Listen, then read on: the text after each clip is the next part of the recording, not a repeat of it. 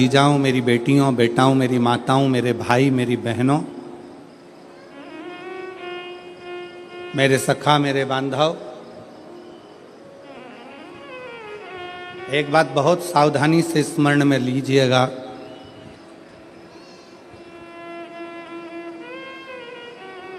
अगर आपके दिल में शिव महापुराण की कथा सुनने की उमंग, तुम्हारे दिल में भगवान शंकर की कथा सुनने का उत्साह, तुम्हारे दिल में भगवान शंकर की कथा में पहुंचने की उमंग, उत्साह अगर तुम्हारे दिल में आया है तो समझ लेना कि अब हम बार बार जन्म नहीं लेंगे और बार बार मृत्यु के प्रपंच में नहीं पड़ेंगे। अब हमें शिव मिल गया, अब हमें शंकर मिल गए, अब हमें शिव की प्राप्ति हो गई।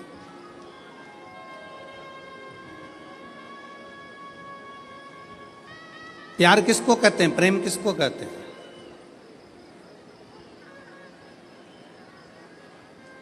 प्रेम की परिभाषा क्या है?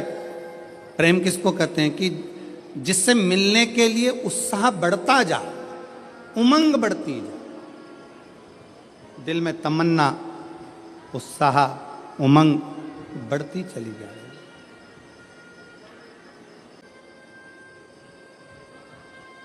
मेरी बहनें जितनी बैठी हैं, मेरी जीजियाँ जितनी बैठी हैं, मेरे जीजा जितने बैठे हैं, मेरे भाई जितने बैठे हैं, मेरी माताएं, मेरे बंधु जितने बैठे हैं, आप अपने घर में थे, पहले दिन की कथा सुनने के लिए आप आ गए।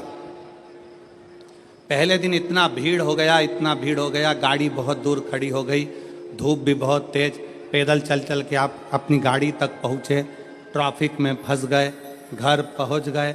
अब आपने सोचा कि अब एक काम करूंगी, मैं तो टीवी पर कथा सुन लूंगी, कल नहीं जाऊंगी। पर जैसे ही कल हुआ और वापिस तुम्हारे मन में नी, 5 दिन की तो कथा है, चाहे कुछ भी हो जाए मैं तो जाऊंगी, चाहे कुछ नहीं। कभी स्मरण करिएगा आप, विचार करिएगा आप कि रावण में ऐसा क्या था कि रावण भगवान शंकर के कैलाश पर्वत को उठाने में लग गया, भगवान शंकर के शिवलिंग को ले जाने में लग गया। आखिर वो कैलाश पर्वत में, वो शिवलिंग में ऐसा क्या है जिसको वो उठाना चाहता है, जिसको वो उठा। शिव महापुराण की कथा कहती है, रावण ने अपने भाई कुबेर को सताकर कुबेर के सिंहासन को छुड़ा लिया। रावण ने अपने भाई कुबेर को सताकर उसका पुष्पक विमान भी ले लिया, पर रावण कुबेर का सिंहासन उठाकर ले गया। रावण कुबेर का पुष्पक विमान लेकर चले गया, पर रावण कुबेर के सिंहासन पर बैठ नहीं पाया। रावण कुबेर के सिंहासन पर, कुबेर की गादी पर बैठ नहीं सका, बैठ नहीं पाया।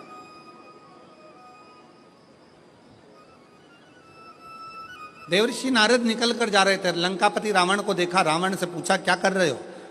रावण कहने लगे कि मेरे को एक बात समझ में नहीं आती कि मैंने सारे इंद्र के सिंहासन को अपना बना लिया, देवताओं के सिंहासन को अपना बना लिया, सारे ग्रहों को अपने अनुकूल कर लिया, पर एक बात समझ में नहीं आती कि ये कुबेर का जो राज्य है, कुबेर का जो सिंहासन है, कुबेर का जो राज्य है, कुबेर का जो सिंहासन है, कुबेर का जो पद है, कुबेर की जो प्रतिष्ठा है, कुबेर का जो वैभव है, कुबेर का जो धन है, रावण कहता है ये मुझे कैसे प्राप्त हो, उसको मैं पाऊं कैसे, वो मुझे मिले कैसे, वो मुझे प्राप्त कैसे हो? देवऋषि नारद ने कहा, देवऋषि नारद बोले कि रावण, क्या तुमको मालूम है कि कुबेर की सत्ता, वैभव, लक्ष्मी, धन, संपदा कहाँ पर है? रावण ने पूछा, आप बताओ नारद जी की वो सत्ता, वो वैभव, वो पद, वो प्रतिष्ठा कहाँ है? देवऋषि नारद के मुख से निकल गया कि जो कैलाश पर्वत है जिस पर्वत पर भगवान शंकर विराजमान होते हैं, उस पर्वत के ठीक नीचे कुबेर का पद, कुबेर की प्रतिष्ठा, कुबेर का वैभव, कुबेर की लक्ष्मी, कुबेर का धन, सब कैलाश पर्वत के नीचे है।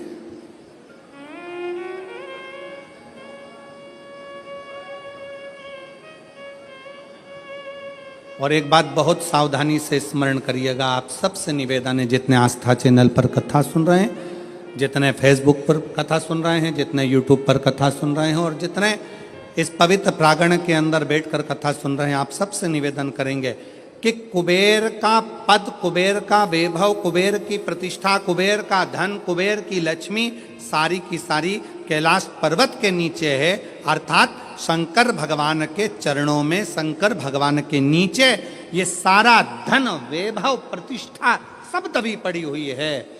इसलिए लंका का राजा रावण मालूम पड़ने पर कैलाश पर्वत को उठाने लगा कि इसके नीचे से मैं लक्ष्मी को, वैभव को, धन को छुड़ा लूंगा, खींच लूंगा।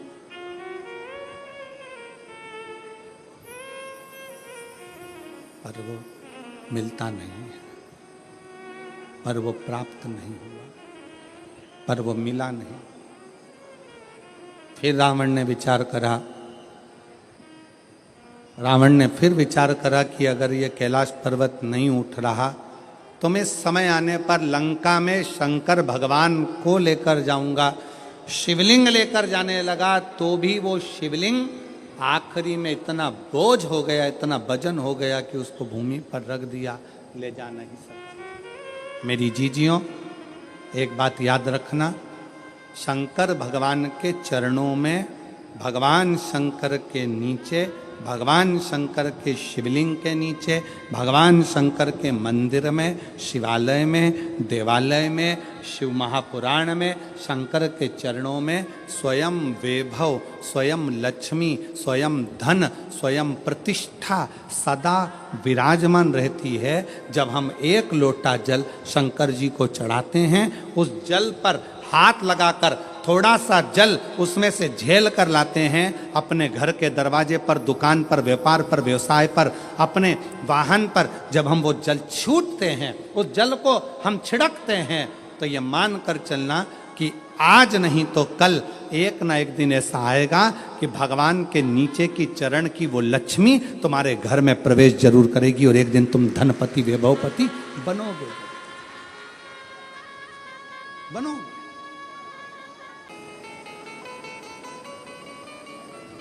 इन हाथों की रकीलें अगर गलत हैं, ज्योतिषाचार्य ने कह दिया कि ये रेखाएं तुम्हारी गड़बड़ हैं, ये रेखाएं गलत हैं, तो इन हाथों में जल का भरा हुआ एक लोटा पकड़ाओ, इस हाथों से शिव जी को जल चढ़ाना प्रारंभ करो, इन हाथों से शिव मंदिर में सफाई करना प्रारंभ करो, हाथों की रकीलें धीरे धीरे सुलझना प्रारंभ हो जाएगी और तुम्हारा जीवन श्रेष्ठ होता चलेगा, जीवन श्रेष्ठ होगा।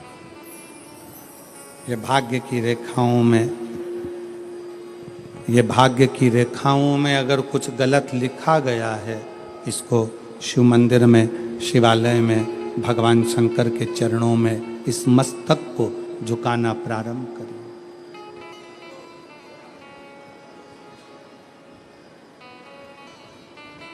सुलझना प्रारंभ।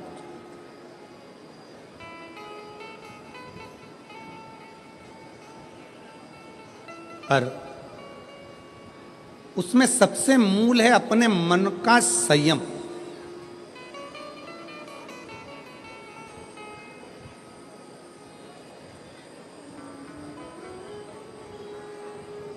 अपने मन का संयम।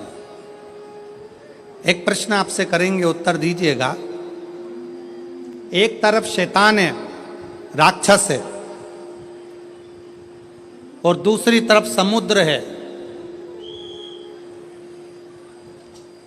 आपसे कहा जाए कि इन दोनों में से एक को चुन लीजिए, एक तरफ समुद्र है, दूसरी तरफ राक्षस शैतान है। आप क्या चुनोगे? उत्तर दो। एक तरफ समुद्र है, एक तरफ राक्षस है, शैतान है, वो उधर से बढ़ रहा है, समुद्र की लहरें इधर से बढ़ रही है। आप दोनों में से क्या चुनना पसंद करोगे? क्योंकि इधर भी मरना है, उधर भी मरना है।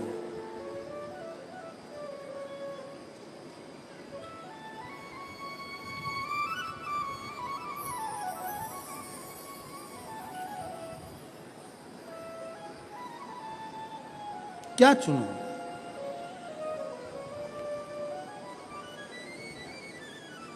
तो हो सकता है आप में से आधे लोग कहें कि हम समुद्र को चुन लेंगे,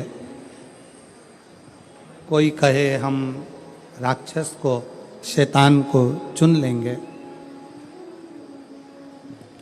परशु महापुराण की कथा कहती है कि समुद्र कितना गहरा है ये आपको मालूम नहीं है, पर वो राक्षस, वो शैतान कैसा है ये आपको मालूम है। तो प्रयास करना कि वो राक्षस को चुनना श्रेष्ठ है कि कम से कम ये राक्षस है, ये हमको मालूम है, इसको कैसे डील करना है ये हमको मालूम है, ये कैसे इसको संभालना है ये हमको मालूम है। हम उस राक्षस को छोड़कर अगर समुद्र के पास जाएंगे, दिख तो अच्छा रहा है, लहरें भी अच्छी लग रही है, पर यह कितना गहरा होगा और कितनी गहराई में ले जाएगा और कब समाप्त कर देगा पता नहीं चल पाएगा, पता नहीं चल दिखेगा।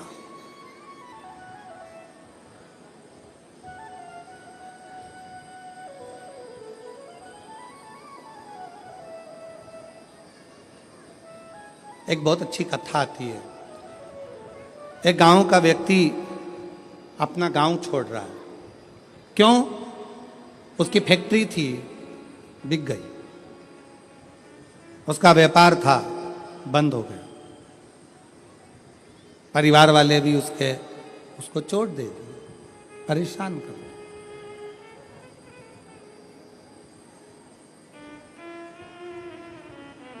उसने प्लान बनाया कि अब मुझे इस गांव में नहीं रहना है, मुझे ये गांव छोड़ना है, मुझे गांव छोड़कर जाना है।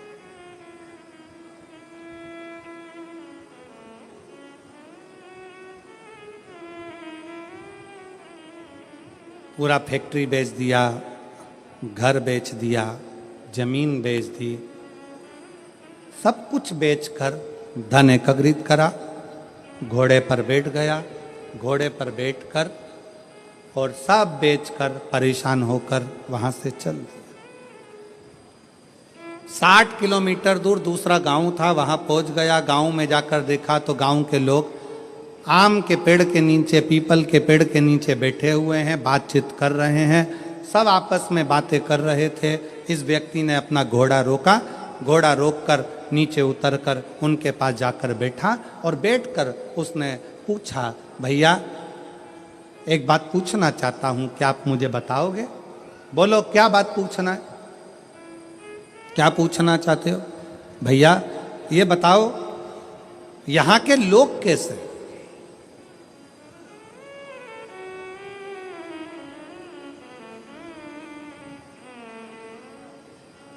गांव के लोगों ने पूछा तुम कहां से आए हो?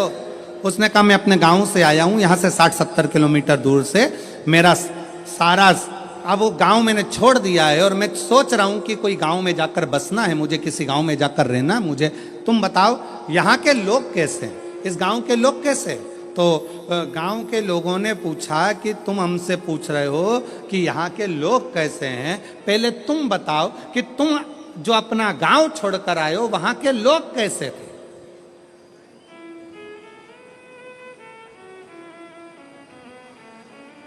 उस व्यक्ति ने कहा वहां हमारे गांव के लोग इतने दुष्ट, पक्के रावण, कंस की औलाद, इतने गंदे इतने गंदे पूछो मत। झूठ, प्रपंच, बेईमानी, छल सब उसमें भरा हुआ है। अच्छा, हाँ, अब आप बताओ आपके गांव के लोग कैसे हैं? तो उन्होंने कहा भैया तुम जो बोल रहे हो बिल्कुल वैसे की वैसे ही हमारे गांव के लोग भी हैं।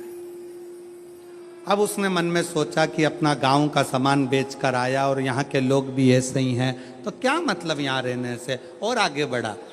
200 किलोमीटर दूर आगे जाने पर फिर एक गांव में पहुंचा। एक गांव में पहुंचा तो वहाँ पर लोग बैठे हुए थे, बातचीत कर रहे थे। ये उतर कर फिर गया, इसने जाकर पूछा क्यों भैया क्या बात है? गांव के लोगों ने पूछा तुम कौन हो? मैं 200 किलोमीटर दूर मेरा गांव था, सब कुछ बेचकर मुझे बसना है, कोई अच्छा गांव ढूंढ रहा हूं। अच्छा, तो अब ये बताओ कि आपके गांव के लोग कैसे हैं? उसने कहा हमारे गांव के लोग, हाँ पहले ये बताओ कि तुम्हारे गांव के लोग कैसे थे? घोड़े पर बैठा हुआ व्यक्ति ने कहा मेरे गांव के लोग, हाँ। उसने विचार करा, अभी पहले वालों को बताया ऐसा ऐसे थे, इसने अब अपनी बात को पलट दिया और यहां पर बोला मेरे गांव के लोग एकदम संत तुकाराम जैसे, मेरे गांव के लोग एकदम संत नामदेव जी जैसे, मेरे गांव के लोग मीराबाई जैसे, मेरे गांव के लोग तुलसीदास जैसे, मेरे गांव के लोग तो इतने धर्मात्मा, इतने पुण्यात्मा, इतने भजन करने वाले, इतना कीर्तन करने वाले, इतना मंत्र जाप करने वाले, मेरा गांव का लोग इतना सत्यवादी, पूछो मत। इतने में फिर इसने पूछा अब बताओ तुम्हारे गांव के लोग कैसे हैं? तो सारे गांव वाले एक जैसे बोले बस हमारे गांव के लोग भी तुम जैसा बता रहे हो ना बिल्कुल वैसे की वैसे ही है। हमारे गांव के लोग भी धर्मात्मा है, हमारे गांव के लोग भी पुण्यात्मा है, हमारे गांव के लोग भी सत्कर्मी हैं, हमारे गांव के लोग भी संत तुकाराम जी जैसे हैं, हमारे गांव के लोग भी संत नामदेव जी जैसे हैं, हमारे गांव के लोग भी मीराबाई जैसे हैं। तब उस व्यक्ति के दिमाग में आया कि ये बिल्कुल सत्य है। आप कितने भी गांव बदल लो, आप अपनी कितने भी घर बदल लो, आप अपने रिश्तेदार को छोड़कर दूसरे शहर में जाकर बस जाओ, तुम जैसे होगे वैसे ही दुनिया के लोग मिलेंगे। आप अच्छे हो तो दुनिया अच्छी मिलेगी। कितने बदलोगे? शहादा छोड़ा पूना चले गए, पूना छोड़ा मालेगांव चले गए, मालेगांव छोड़ा लातूर चले गए, लातूर छोड़ा नागपुर चले गए, नागपुर छोड़ा मुंबई चले गए। और वहां पर भी जाकर के हम तो जैसे थे, हमारे गांव के लोग जैसे पहले थे, जैसे हमारे आसपास के लोग ईर्ष्या रखते थे, जैसे हमारे गांव के लोग वैसा करते थे, वैसे की वैसे यहाँ मिल रहा है। उसका कारण क्या है? ना शहादा बुरा है, ना मालेगांव बुरा है, ना पुणे बुरा है, ना नागपुर बुरा है, ना भोपाल बुरा है, ना इंदौर बुरा है। बुरा कौन है? हमारी सोच कि हम दिन भर एक दूसरे में बुराइयां ढूंढते रहते हैं। मेरा पड़ोसी ऐसा, मेरा रिश्तेदार वैसा, मेरा देवर ऐसा, मेरी देवरानी ऐसी, मेरी जेठानी ऐसी, मेरा परिवार ऐसा, मेरा कुटुंब ऐसा, मेरा कबीला ऐसा। हम दिन रात अपने गांव में रहकर, अपने घर में रहकर भी हम दिन भर बुराई ढूंढते थे। तो तुम अच्छे से अच्छे बंगले में जाकर रह लो, वहां भी तुमको बुराई ही मिलेगी। तुम अच्छे से अच्छे 5 स्टार होटल में रह लो, वहां पर तुमको बुराई ही मिलेगी। और जब तुम्हारी आदत हो गई छोटे से घर में भी अगर तुम दिल बड़ा रखकर प्रेम के साथ रहते हो ना, तो तुम जहां रहोगे ना वहां पर भी तुमको आनंद की अनुभूति होती रहेगी, प्रसन्नता मिलती रहेगी वहां पर।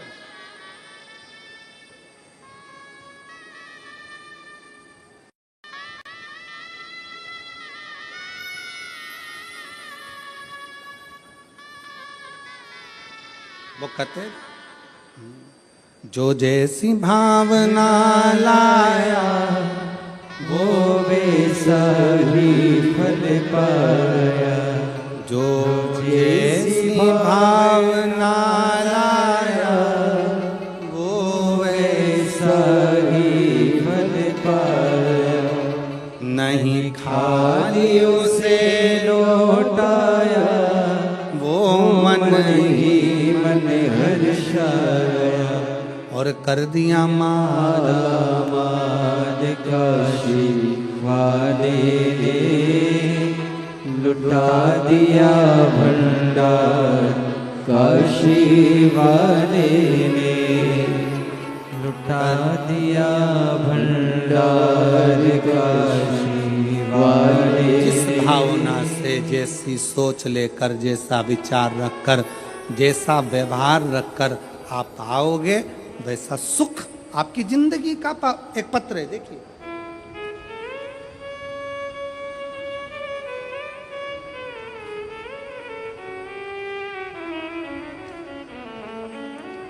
मेरा नाम ललिता परमेश्वर पाटोले, मैं नासिक महाराष्ट्र से हूँ।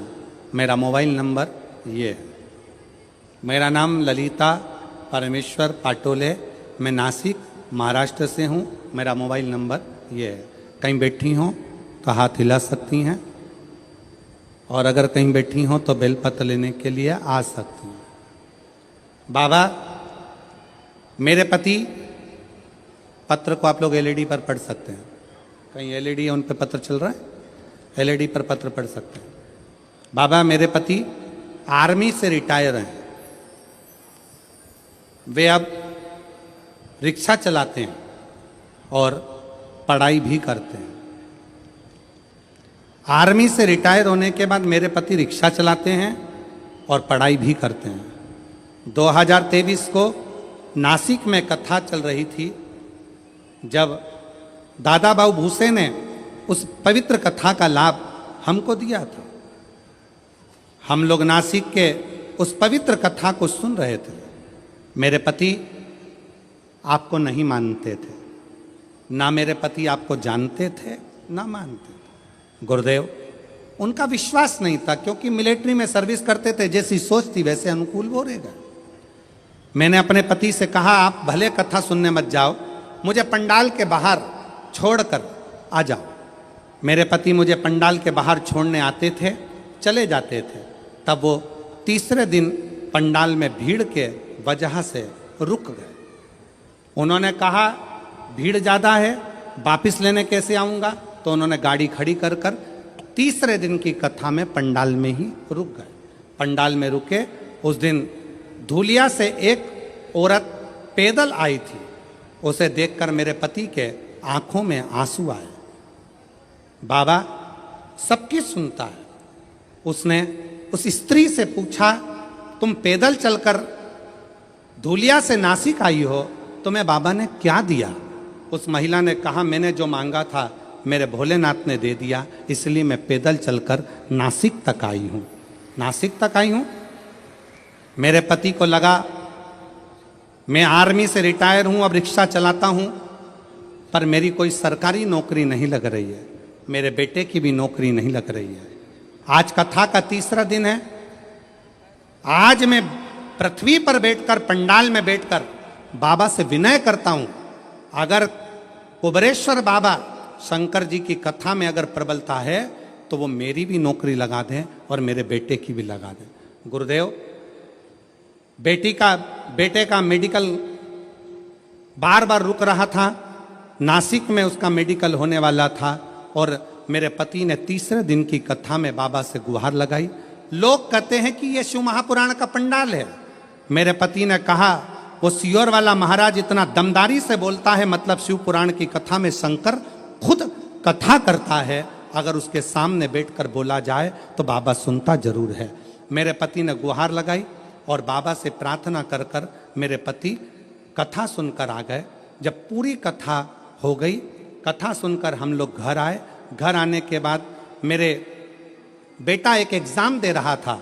एग्ज़ाम का रिजल्ट जिस दिन हम घर पर आए शाम को, उसी दिन बेटे का शाम को फ़ोन आ गया कि पिताजी मेरा सिलेक्शन आर्मी में हो गया, बाबा की कृपा से मैं सिलेक्ट हो गया।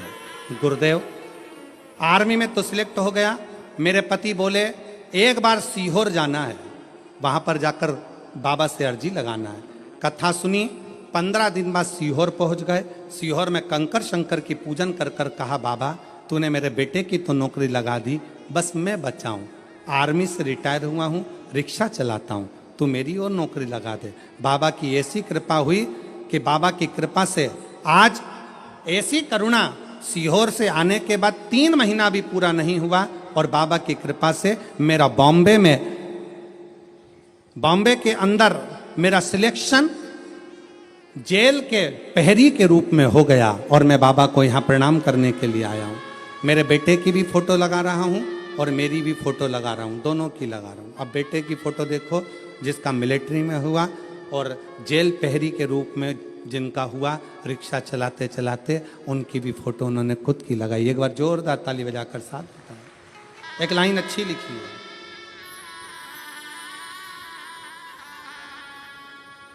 बोलो जरा लाइन को आप लोग बोलो एलईडी पर पढ़ के।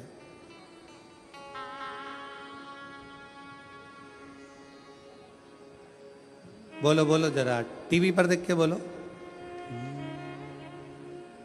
कब से खड़े हैं झोली पसार, क्यों ना सुने तू मेरी पुकार, मुझे तेरा ही सहारा है, मेरे भोले बाबा,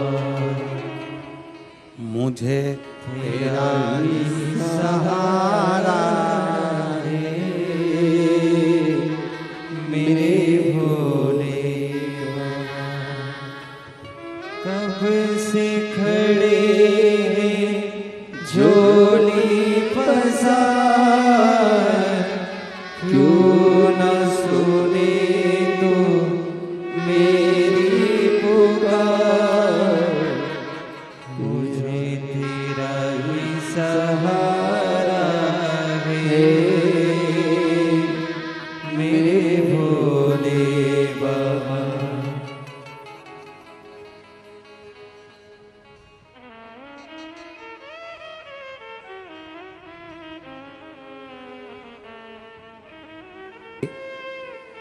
पुनः वापिस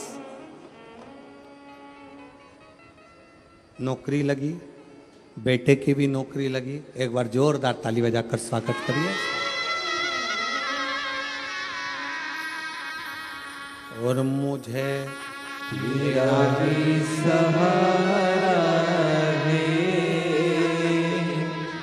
मेरे भोले बाबा, मैंने तुझे ही पुकारा है, मेरे भोले बाबा। दिल से उसको कल कथा में कहा था, दुनिया की निगाह में ये केवल कथा का पंडाल है।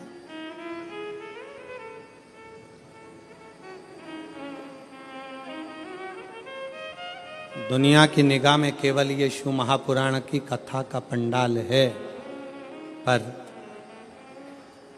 हम कहते हैं ये केवल कथा का पंडाल नहीं, आपकी किस्मत खोलने की चाबी का पंडाल है, जहां किस्मत खोलने की चाबी मिलती है।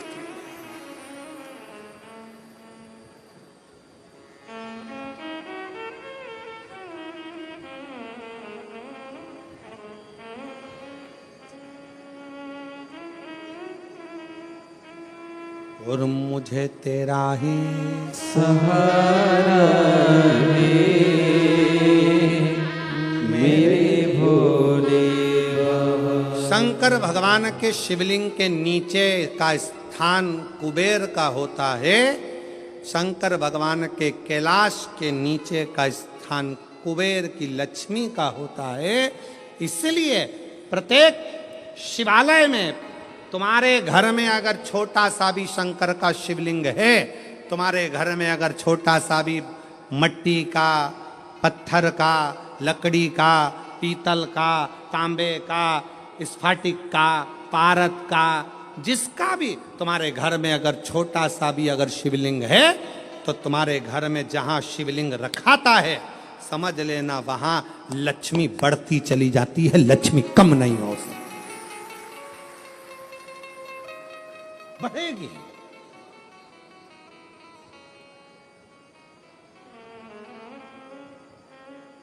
बस दो चीजों का स्मरण रखिए, एक अपने खानदान का और दूसरे अपने खान पान का।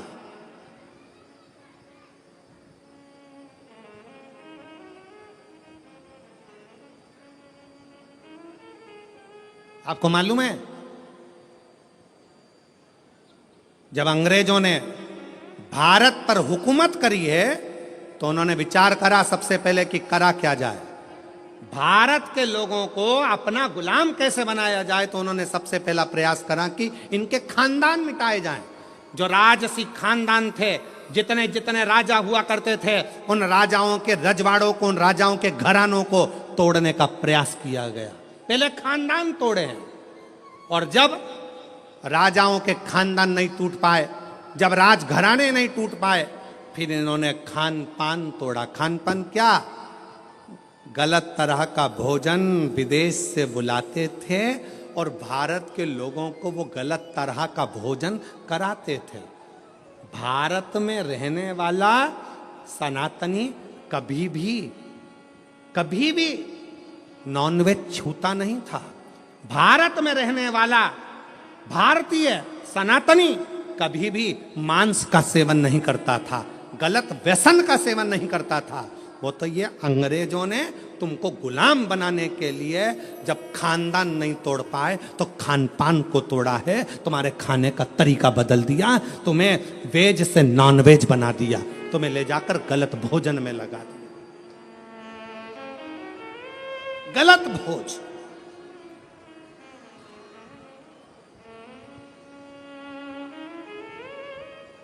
क्यों इतनी बीमारियां पनप रही हैं? इतनी बीमारियां होने का कारण क्या है? और देखो, प्रकृति अपना रंग दिखाती है। जिन जिन देशों में जिंदा जिंदा जीवों को तलकर तड़फा कर मारते हैं, उन देशों की हालत आज देख लो कि ऐसा भूकंप आया कि बिल्डिंगें धाती चली गई और कितने लाख, कितने लोग उस बिल्डिंग में दब दब के मर गए। लोगों को मालूम तक नहीं है कि कितने मर गए, कितने मरे।